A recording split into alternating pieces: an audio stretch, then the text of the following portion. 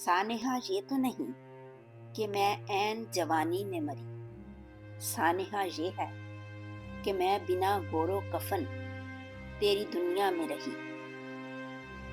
سانحہ یہ تو نہیں کہ تو موجود نہیں تھا، سانحہ یہ ہے کہ مجھے کوئی کاندھا بھی میسر نہ ہوا۔ سانحہ یہ تو نہیں کہ کوئی دلدار نہیں، سانحہ یہ ہے کہ خریدار ہیں سب تیری دنیا میں، کوئی غم خوار نہیں۔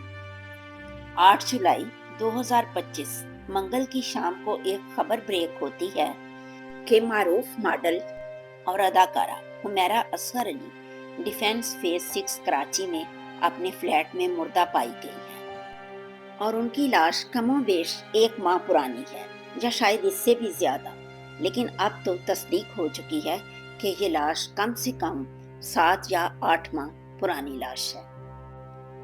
اس اداکارہ کی اس دردناک موت پہ طرح طرح کے تبصرے سوشل میڈیا پہ ہو رہے ہیں۔ کچھ لوگ انڈیپینڈنٹ رہنے کا شاخسانہ قرار دے رہے ہیں، کچھ لوگ میرا جسم میری مرضی سے اس کے تانے بانے جوڑ رہے ہیں، اور کچھ لوگوں کا خیال ہے کہ شوبز کی انڈسٹری ہے ہی چکا چوند اور بے حسی کی انڈسٹری۔ پروین شاکر نے میڈیا کے بارے میں ہی تو کہا تھا کہ میں بچ بھی جاؤں تو تنہائی مار ڈالے گی، میرے قبیلے کا ہر فرد قتل گاہ میں ہے۔ ایسا ہی افسوسناک واقعہ چند دن پہلے سینئر اداکارہ عائشہ خان کے ساتھ بھی پیش آیا تھا، اور ان کی لاش بھی ان کے فلیٹ سے ان اٹینڈنٹ ملی تھی۔ دونوں ہی واقعات انتہائی افسوسناک ہیں اور ایک دوسرے کے اپوزٹ بھی ہیں۔ پہلے کیس میں جوان اولاد نے اپنے بوڑھے والدین کی کیئر نہیں کی، ان کی خبرگیری نہیں کی، اور دوسرے کیس میں جوان اولاد کی والدین نے خبرگیری نہیں رکھی، رابطے میں نہیں رہے یا اولاد کو اپنے کانفیڈنس میں نہیں لیا۔ ان دونوں واقعات کے بارے میں اتنا ہی کہا جا سکتا ہے کہ غم بانٹنے کی چیز نہیں ہے دوستو، پھر بھی ایک دوسرے کے حالات سے باخبر رہا کرو۔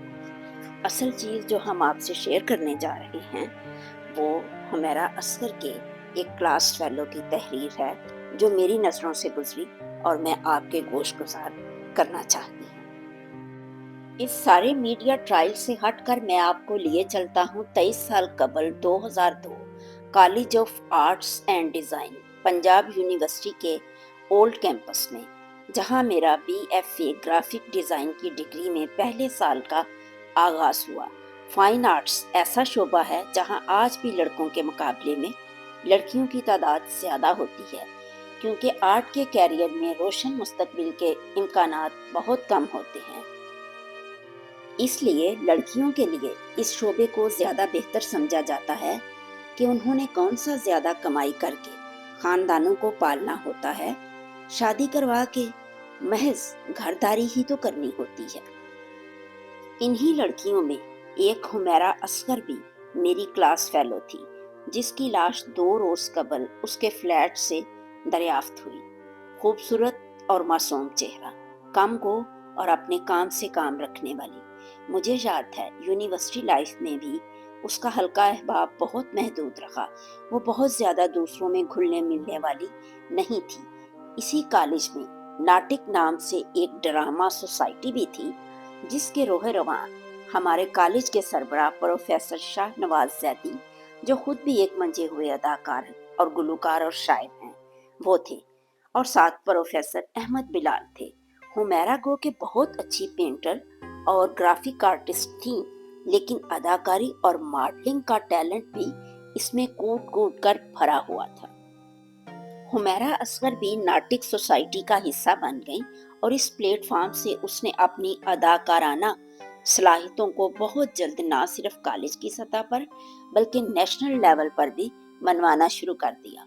2002 سے لے کر 2010 تک حمیرہ اصغر ناٹک کی سرکردہ رکن رہی، اور اس نے بے مثال تھیٹر پرفارمنسز دی۔ ان کے ڈراموں میں امجد اسلام امجد کا لکھا ہوا کھیل کس کو کہہ رہے ہو، شاہ نواز زیدی کا لکھا پاکستان تہذیب و ثقافت کے آئینے میں، जो अलहमरा में उस वक्त के आर्मी चीफ और सदर पाकिस्तान जनरल परवेज मुशर्रफ की मौजूदगी में परफॉर्म किया गया। इस ड्रामे में हुमैरा असगर अली ने मौजूदारों की तहजीब का नर्तकी माइम पेश किया, जिसे सदर महफिल समेत तमाम शुरका ने बेहद सराहा और खुलकर दाद दी। इसके अलावा 2005 में आने वाले ज़ल्ज़ला पर माइम पेश किया, ज़ल्ज़ला 7.6। हुमैरा की थिएटर परफॉर्मेंसेस में मोहब्बत के 603 तरीके और खामोश चीख भी शामिल थे। बल्कि अहमद बिलाल के लिखे खामोश चीख में रानो के किरदार पर उनको रफ़ी पीर फेस्टिवल में बेहतरीन अदाकारा का अवार्ड भी दिया गया। अलावा जी सवेरा फाउंडेशन से अवार्ड भी हासिल किया। दीगर ड्रामों में काले हरूफ, आवई आवे, कुछ और काले हरूफ, लकीर के बैगर, शैतान का इस्तीफा, ऐसा कैसे चलेगा और डार्क कॉमेडी ड्रामा वरना शामिल हैं। इनका टैलेंट सिर्फ अदाकारी तक महदूद नहीं था, बल्कि रफ़ी पीर थिएटर के 2 ड्रामों में उन्होंने स्क्रिप्ट राइटिंग का भी काम किया। देखा जाए तो ये एक मल्टी टैलेंटेड खातून थी। ज़माना तालिब इल्मी के इन 8 सालों में इनका थिएटर पर काम इतना ज़्यादा है जो इनको खुद परफॉर्मिंग आर्ट में जिंदा रखने के लिए काफ़ी है। लेकिन इस जिंदा दिल लड़की के ख्वाब ऊंचे थे। वो खुले आसमान में एक आज़ाद पंछी की मानिंद उड़ना चाहती थी और शायद इसीलिए अपने ख़ानदान की मुखालफत मोल लेकर मॉडलिंग और ड्रामा इंडस्ट्री में काम करने की ख्वाहिश लेकर रोशनियों के शहर कराची की तरफ हिजरत कर गई। न जाने इसको इस शहर में काम करने के लिए क्या क्या पापड़ बेलने पड़े। मॉडलिंग के साथ साथ कुछ टीवी कमर्शियल्स और ड्रामे भी किए, लेकिन इसको वो कामयाबी ना मिली जिसके इसने ख्वाब देखे थे। ARY का रियलिटी शो तमाशा इसके कैरियर में टर्निंग पॉइंट साबित हुआ, जिससे इसे काफ़ी शोहरत मिली और इसके सोशल मीडिया फॉलोअर्स में भी इजाफा हुआ। उसे यकीन था कि एक दिन ऐसा ज़रूर आएगा जब उसके वालिदैन उसके काम को देखकर फ़ख्र से उसे गले लगा लेंगे। उसने कभी भी अपने इंटरव्यूज़ में ये तासर नहीं दिया था कि उसकी फैमिली उसके शोबिज़ कैरियर को लेकर नाखुश है। शायद यही वजह थी कि उसने इंडस्ट्री में किसी से ज़्यादा मेल मुलाकात नहीं रखी और ना ही कोई पार्टी लाइफ वाला हल्का बनाया कि उसकी फैमिली की इज्जत पे कोई आंच ना आए।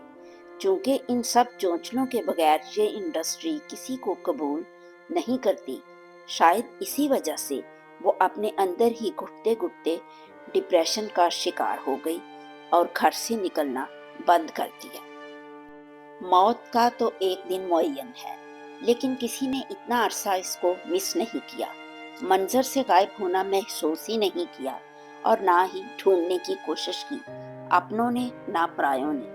बस इसी चीज़ का गम है कि दुनिया इतनी मटीरियलिस्ट हो चुकी है कि एक जीता जागता इंसान अचानक मंजर से गायब हो जाए और उसके इर्द गिर्द रहने वाले भी इसे नोटिस नहीं करते। हालांकि ईद उल अजहा पर रिलीज होने वाली सुपरहिट मूवी लव गुरु में भी इसके कुछ सीन्स शामिल हैं और फिल्म इस वक्त ट्रेंडिंग में होने के बावजूद इसकी किसी प्रमोशन टीम या प्रोडक्शन टीम ने ये नोटिस नहीं किया कि हमारी टीम की ये अदाकारा फिल्म के किसी प्रीमियर या प्रमोशन में नज़र क्यों नहीं आई। ज़ेरे नज़र तस्वीर इसकी यूनिवर्सिटी लाइफ की थिएटर एक्टिविटीज़, स्पेशल बच्चों के साथ गुजारा गया वक्त और नवंबर 2023 में इसके साथ मेरी होने वाली आखिरी मुलाकात की है।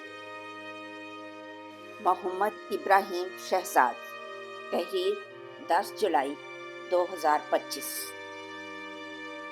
आखिर में हुमैरा असगर के लिए दुआ है कि अल्लाह ताला इनकी मग़फ़िरत फरमाए और आप सबको, हम सबको अपनी हिफ्ज़ो अमान में रखे। आमीन। सुनने का, साथ रहने का बहुत बहुत शुक्रिया।